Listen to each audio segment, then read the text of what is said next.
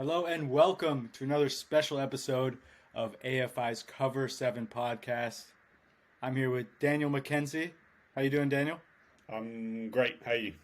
I'm also doing great. I think we had a great time at the NFL International Combine where we were both very busy. Daniel, this was your second time at the event. You're kind of a known guy around there now, a veteran of the event, I would say. What was number two like compared to your first time? It was different. I felt like the first one got a lot more media buzz.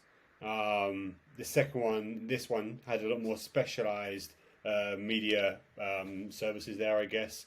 People who knew the players. Last year was like kind of mainstream news outlets there who didn't know much about football, but they knew something was going on.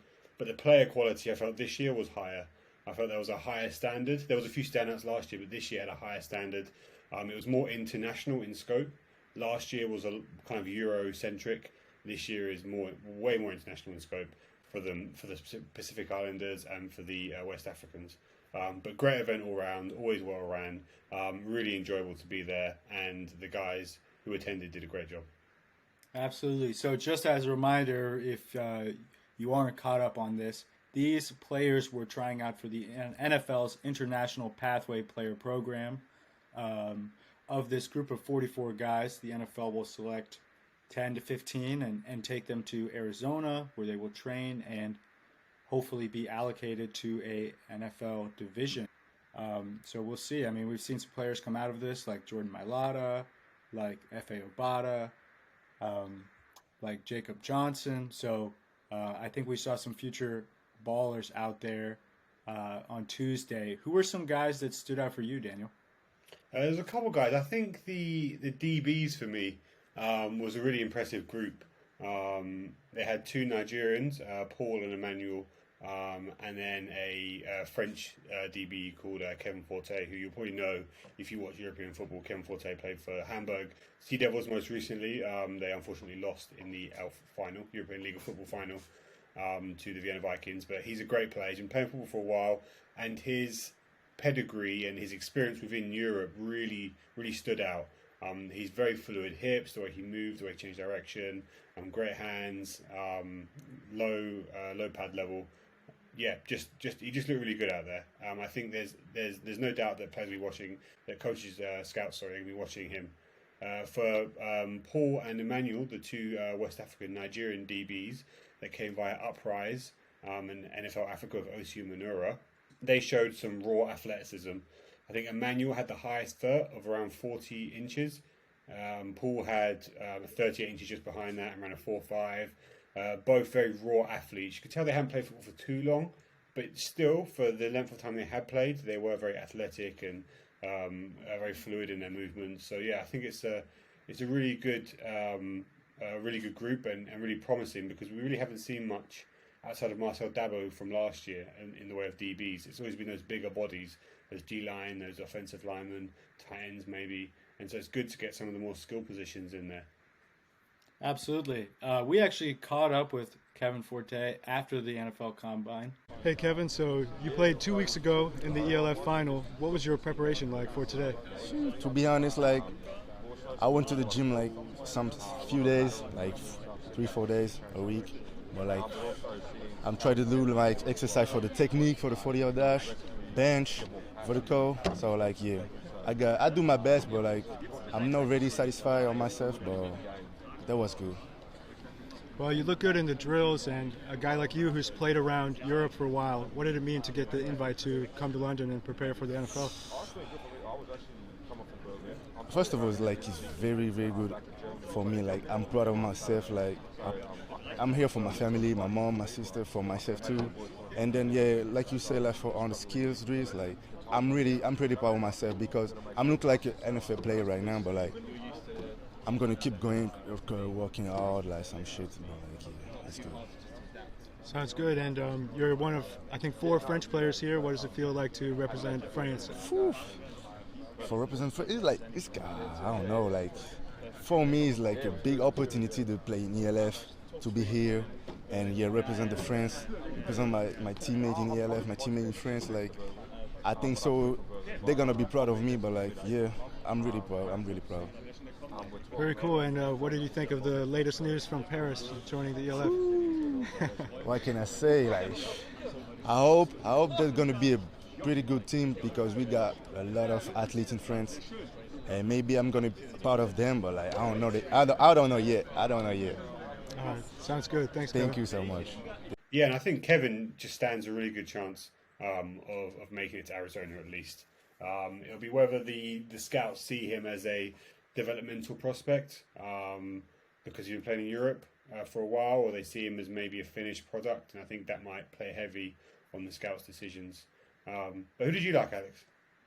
One guy that I really liked was Riki Matsui from Japan. He was the only Japanese player invited, and he really stood out.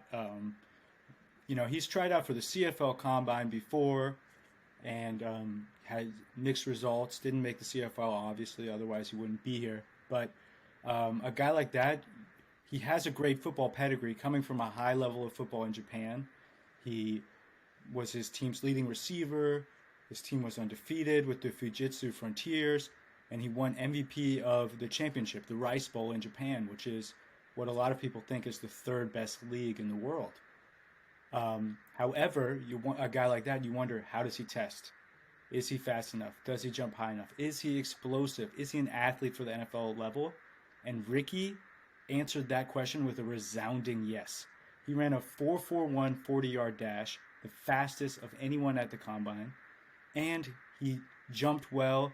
His hands were good. He ran crisp routes. The guys we talked to said he knew football, and he also had the fastest shuttle with a 4.1 shuttle. That is pretty elite testing. Size to back it up as well, 6'2". Looks a little bit skinny. Might need to get a little nutrition program when he gets to Arizona, but I think definitely he's a prospect that coaches would like to work with. 100%. And I think after Omi from last year, the other Japanese receiver who made it, some people were disappointed. I think Omi was a great player, and I think he showed that in Japan. But maybe the translation to the European and the North American game, where it's a bit more physical, perhaps. There were questions asked of the Japanese league, but I think Matsui answered those questions, as you said. But one concern may be a language barrier, and it's just an unfortunate truth that maybe if you're trying to coach someone who doesn't speak your language, it's going to be tough, right? Those communication avenues are going to be tough, and coaches don't want to spend that extra time, unfortunately, making room for someone who doesn't speak native English. So we'll see how that plays out. But I could be completely wrong, and he could be a completely fine English speaker. Yeah, absolutely. I don't know either. I'm sure he'll be practicing. Talk about the DBs some more. I know you were impressed with some more guys from OCU Manura and Uprise Academy. Well, yeah, definitely. Emmanuel is my guy. I love Emmanuel. I've spoken to him lots of times, and he's unbelievable, 40 inches. And he's got a groin injury right now as well. It wasn't his best. He was found by Uprise, or Educational Basketball, two great brothers who run that program out of Nigeria, Lagos. But they found him via an Instagram video of him dunking, just pulling off these windmill acrobatic dunks.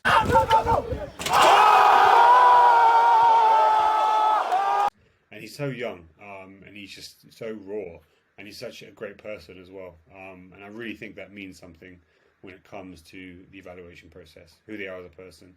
And that's the same with all the Nigerian athletes, to be honest. They're all just like very humble, great guys. And the same with Paul as well. Paul was just a beast. I mean, he was like 6'2", ran a 4.5 flat, muscles everywhere, all in the right places, and he just looked very fluid. He's been playing flag football in Lagos with the Lagos Marines, I think they're called. Love that.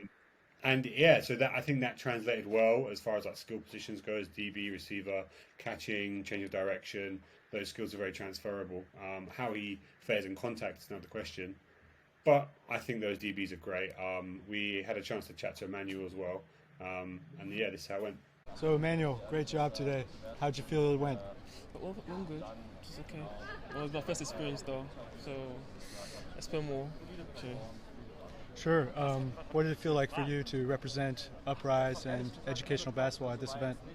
Man, trust me. This is like how I put it. Like, this is really nice for me, man. I never believed I would like be here normally. I was like, I never even believed I would be here. Like last year, like I'm sure I'll be at home normally, like doing nothing, probably like playing in the street or something. But I'm actually glad educational basketball found me and OC found me.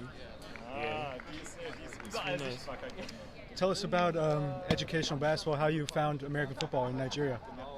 Oh, educational. Okay, they found me on Instagram. Yeah, they texted me come for a scrimmage, so I got there. They tested me, did some videos. Then I started training with them. Then we went to Abuja for an operas camp. Then I got selected to go to Ghana for the NFL Africa camp. Then I got selected to come here. Very cool. So when did you start getting into football? January. Quick turnaround, and now you're here. Yeah. How does it feel? It must have been a whirlwind. Really good, honestly, it's really good. No lie. Amazing. So you had a crew of guys that you've been training with.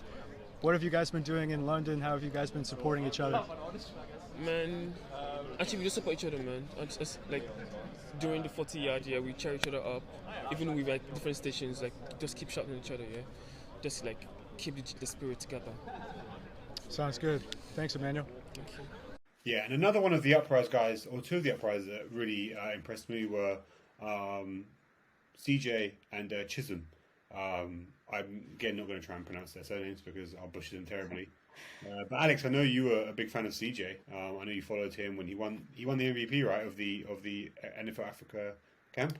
That's right. CJ looks the part. I mean, if he was walking around a college campus in the States, you would think this guy's starting left tackle on the team. He looks like he belongs on the field, like he was born to play football. And as soon as we started looking up some of these guys, he was a name that jumped out. The NFL had mentioned him winning offensive MVP for the NFL Africa camp in Ghana. He's 6'6". They listed him at 315 pounds. It looks good on him. He does not look fat. He was lean. He moved well. Apparently at the camp in Ghana, he had a 35-inch vertical, which is outstanding for an offensive lineman.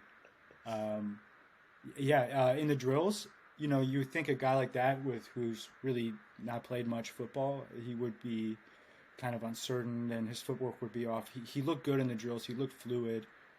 And him, like many of these guys from the Uprise camp, they're former basketball players.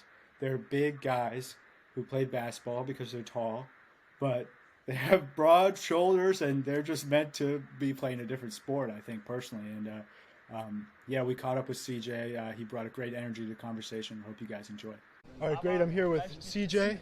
CJ, how was today? How did it feel to be out here competing? I won't call it a competition though, but I feel good. I feel fired up. Like I went all out. Yeah, I went all out. We saw you yelling and supporting your teammates. Yeah. What was the energy you brought? Football is a team sport. So if you can do it in combine, I don't think you can bring the same energy to the game. So for me, supporting them is supporting me. You get? So that's probably everything. Absolutely. You're here with a large group of guys from Nigeria. What's it been like supporting each other, being at the combine together? Okay. When we left Nigeria, for me, I didn't even believe that everything was like a dream. You get? So, but having those guys by my side, I would just say I'm blessed because it isn't easy. Many people try doing it and they were left out. You get? So having those guys, like I'm one of the blessed niggas. Sorry for the N-word though.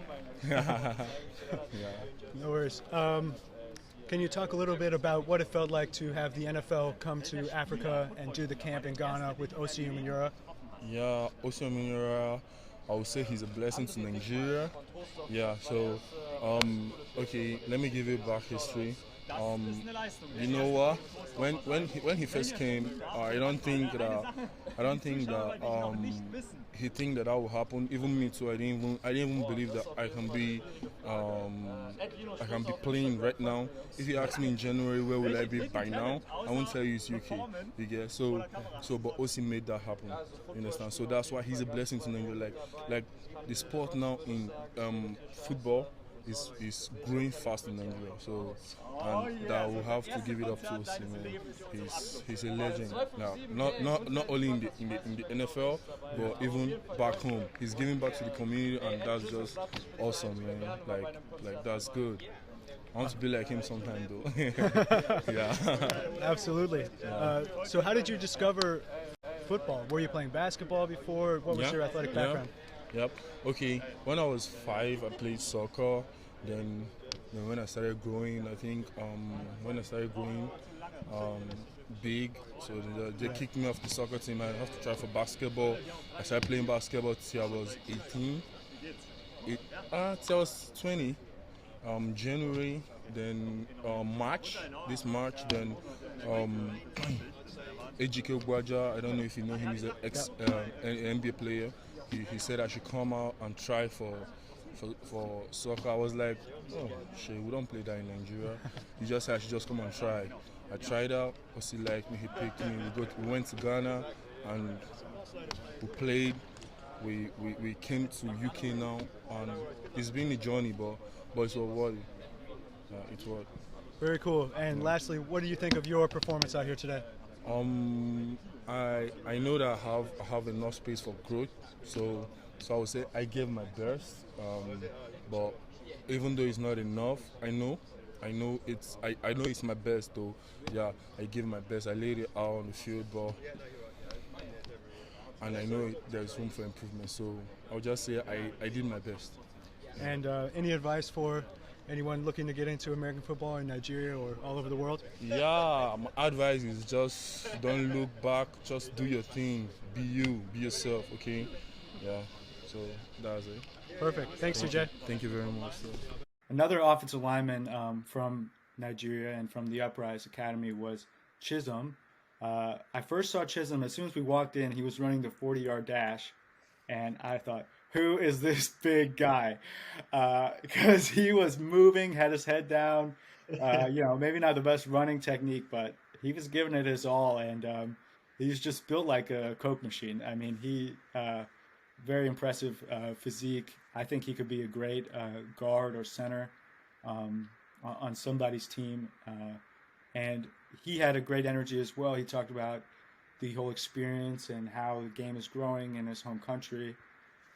He, like CJ, is a former basketball player who is now addicted to the gym. So hope you guys enjoy the conversation with Chisholm. So Chisholm, you're here. How did it go today? It was mad, but I kept my expectations high, never let my spirit down, and I'm just happy that I pushed through and I got to the finish line, man. Perfect. I'm feeling all high and strong. I'm staying positive. Yeah. Very cool. So tell us a little bit about your football background coming from Nigeria. When did you discover the sport? Okay. I discovered football, say 2015. That was when I went for a basketball camp, not really for the football ball. I met someone who introduced me to football. But then I wasn't really playing, so just drills and workouts. Start to watch clips and watch videos and just do my workouts as an O-line tackle. But until this year, I was opportunity to get into the camp that OC has made for us available in Africa, and lucky enough to make it through to Ghana, and from Ghana, made it through to this place. And I believe that we'll be going here to the NFL from here. So that's been my journey. Very cool. Can you tell us about the camp in Ghana with OCU Manura? What was that experience like, seeing the NFL kind of come to Africa? Yeah, man, it was. When we first heard about it, it was like a dream, yeah. But seeing it come to life, being present in it, man, it was like, wow. So dreams could come true. It's a big thing for us because here in Africa we only know soccer. We only know, even the basketball is not that strong. So we all know soccer, but bringing now the NFL football to Africa, man, it's another whole level, man. It's a big thing. Gradually, man, we're going to make it strong there. Yeah, it's a good thing for us, a big one. Very cool. We really appreciate that. Really appreciate that. So you're part of a large group of guys from Nigeria at this event. Sure. How have you guys been spending time together in London and supporting each other throughout this? Yeah, well, I would say it's a good one because we got opportunity to meet diverse ethnic group, say racial groups. We met guys from France, we met guys from the UK. So mixing in and blending, man, it was a good one. It was a good one, not just the way you always see your brother, the black, the food. Now you have this opportunity to meet other racial groups, and we're fitting in like we're one, because we have one particular goal in our minds, and then we came out here, we're supporting each other like we're from the same home. So that's the spirit here, man. That's the spirit. I'm so happy about that. Very cool. Well, good luck. Now, shifting from the talent we saw coming from Nigeria, let's bring it back to a league that you covered very intensely this summer, the ELF. We had a young star in the ELF in attendance today. What did you think of the Spaniard Alejandro Fernandez's performance? Yeah, he was someone that I was really excited to see. He exploded onto the scene this year, played for the Barcelona Dragons, didn't do too well last year as a team, and this year he just, as I said, exploded. I think he was the third highest in the league in sacks. Absolute monster, one of the best European D linemen out there. Just a menace on defense. He ran well, he moved well. The only issue was, where does he fit? Do you know what I mean? Great player in Europe, but can that translate to North America, where he's 6'2", I believe, 6'2", and 230 pounds or something like that? And it's like, are you a big linebacker? Are you a small defensive end? What are you? And I think that might hurt him in the evaluation process. But what will help him is that he's just a baller. He's a great player, and he's so young, so humble as well. I think he's only 21, 22 years old. So interesting to see what the future holds for him in Europe and potentially North America. I think if he doesn't make it this year, I think he's got space maybe in the CFO, that smaller body. Play end in the CFO if that CFO comment works out for him. But we managed to chat to him as well, and it was a great interview and a really humbling experience. Hey Alejandro, how was today for you? How would you rate your performance? It was amazing. I have a lot of fun. I think I did a good performance. I'm happy with where I performance, and that's important. Very cool. What's it like for you to represent Spain here at this event? It's amazing, to have the opportunity to inspire the Spanish kids and Spanish people to get a little step up, Absolutely. Yeah. How do you feel the game is growing in Spain? Bro, it's amazing. Like, since the ELF start, we are having more professional program like Dragons, and all the football is growing up in Spain. Very cool. And how did you enjoy your season with Barcelona? I mean, you were a standout player of this season in the ELF. It was amazing. I didn't expect that I will do that job, I performance a lot of good, like I didn't expect, but it was a sad moment, in the semifinals with that lost. I feel good, I'm happy with my performance, and that's important. Very cool. Thanks, Alejandro. Thank you too. Yeah, were there any more standouts for you, Alex? Yes, there was one more guy that really stood out to me athletically, which is Tyrese Johnson-Fisher. You might know the name. He was a former viral rugby star whose highlights went crazy back in the day. And he actually was invited to the Under Armour All-American game as the first ever international player. Since then, he kind of bounced around some colleges in the U.S. and actually ended up playing in the European League of Football this summer, if only for a brief moment. So his kind of on-field stuff leaves a little bit to be desired, to be honest, but he is a great athlete, and he showed that on Tuesday. Great burst. He looks like an NFL running back, 5'10", 220. He ran into 4.5s, is what we heard, unofficial. And he looked smooth. He caught the ball well, ran good routes out of the backfield. I think he's a guy to watch for, and I would be shocked if he doesn't get an invite to Arizona. I agree. I think it's hard to ignore that level of athleticism, that level of raw athleticism. Again, though, how the scouts will view his history is another question. He's still super young. So I don't think there's anything to worry about there. He's only 23 years old, I believe. But it's how do they evaluate his time in America? He said he's been there twice already. How do they evaluate his time in ELF? But maybe, it's hard to ignore that athleticism, as we said. Yeah, looking from the outside in, so he never really played football. Then he showed up at Division One and redshirted. I mean, that's sort of to be expected. You never played. Then he spent 1 year at a junior college and was sort of splitting time. I know he got injured as well. And then the ELF, he had one really great game as a debut, it seemed like.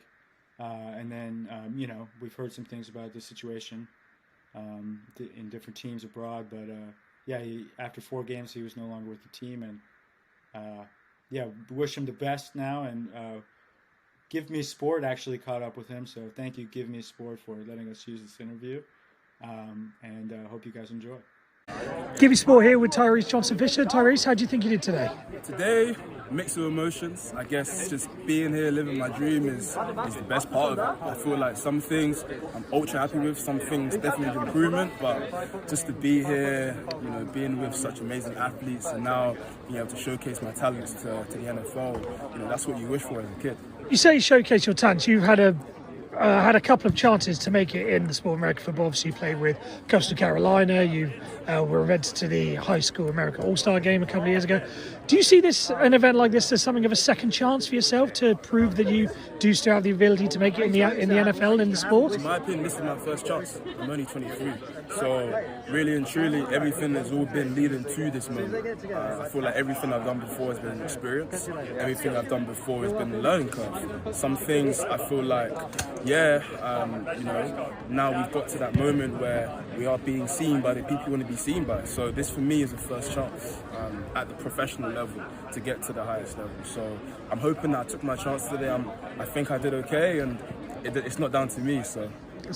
Now you're a man of many talents. You've also played rugby as well. How do you think that the skills that you have in the game of rugby help translate into your American football career? I guess it's just instincts. A lot of it is instincts. A lot of it is knowing how to beat a man one-on-one. That's my bread and butter. I'm somebody where, as a winger in rugby or fullback or outside centre, you have to beat somebody one-on-one. In American football as a running back, you have to beat somebody one-on-one. You're getting in between tackles, and it's how much can I manipulate you with my mind and my body for me to take advantage. So that's just what I think is very, very similar for sure.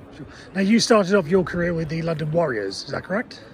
Yes, I never got the chance to play for them when I was young. I just got to train with them. Okay. But then going to the Under Armour All-American game was the first actual organised game that I've ever played in. So. But is there any message you want to give out to London Warriors and particularly British youth American football players? Just sort of inspire them and so how do they get to this stage? One day in the future. In my opinion, there is so much talent. All that matters is that the talent's seen, because if you compare, and I've seen it firsthand, if you compare the talent that we have in London compared to America, there is so many guys out here that can be seen. It's for some of us to make sure, like guys like FA, Christian Ways, he's just finished American football, but it's for us to show these guys that, there is a pathway. There is the talent, but then it's making sure that guys from the UK are putting absolutely everything in, because it's not easy out there. We are trying to do something that they've been doing their entire lives. This stuff isn't second nature to us. So it's making sure that as Brits, we're doing the extra. We're doing the more, we're really becoming obsessed with the sport, because the more we're obsessed with it, the better we get, the much more, I wouldn't say easier, but we actually have the opportunity to be able to showcase our skills. So when the opportunity comes, then we can take the opportunity. Luck and preparation, that's what it is. So. That's perfect. Thanks very much and good luck. Daniel, so a few guys were back for their second time that you got to watch a second time actually at the NFL International Combine. Who caught your eye and who seemed to have improved from year one to year two? I think the two linebackers, Emmanuel Falola and J. Albert Jackson, neither of them made the cut last year, unfortunately. But I think, regardless of what happens, they have to be proud of their performance. I think Emmanuel looked way more explosive. I don't have his times off the top of my head because they weren't released, but I know he looked 10 times better going over the bags, change direction, burst, explosion was just Yeah, much better. Body looks great. Looks like an NFL linebacker. Big up top, maybe a little bit slim down bottom, but still a great athlete. Played some more football this year, so I think he stands a good shot at making it. And J. Albert Jackson, for me, he's one of my favourites because I've known him for a while as well. And he's just a really nice guy. But he shaved like 0.3 seconds off his 40-yard dash. He increased his vert, he increased his bench, he increased his broad, everything quite significantly. So I think for him, he's put his best foot forward, and he can only be proud of that. So those are some of the return guys that I was really, really impressed by this year. Yeah, I mean, I'm looking at what Jay posted about his stats here. 4.8 40, 1.5 10-yard split, 7.3 3-cone, broad jump 9'7", vertical 35.5. It's pretty solid stuff. Especially when you look back at his 2021 numbers. Somebody got to sign Jay Jackson, man. Get him out of London and Bafa, please.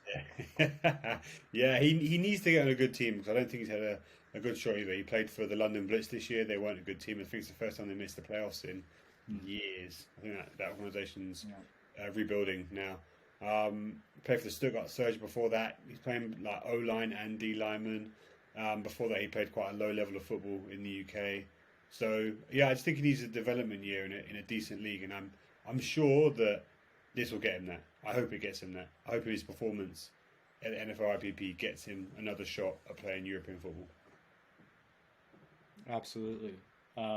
Yeah, looking at some guys that got the call back for this year, one guy I had my eye on was John Levy-Cruz from the Hamburg Sea Devils, Kevin Forte's teammate.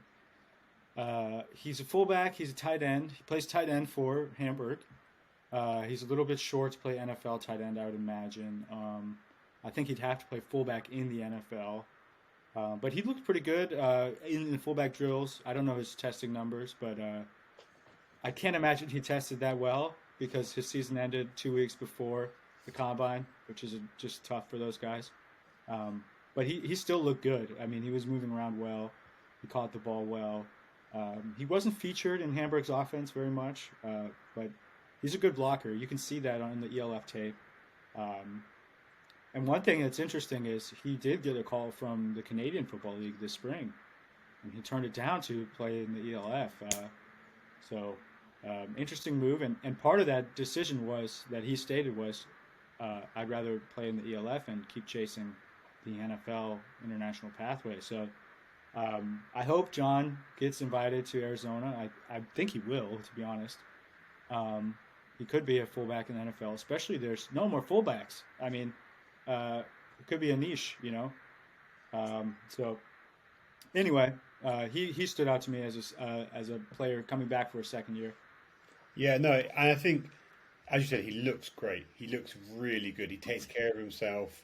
He trains for what he does. Like you can see, he's a craftsman. You know, he's going through his drills in the correct way. He's good footwork, good hand placement, good aggression. Like as you said, he's a good blocker. And I think that'll go a long way with the selection process. I think the way he looks, but again, as you said, where does he fit in? I think that's the question. You're not really sure where he fits in, which might be unfavourable for him going forward. And the CFL thing is another question. I think lots of people have an opinion on that.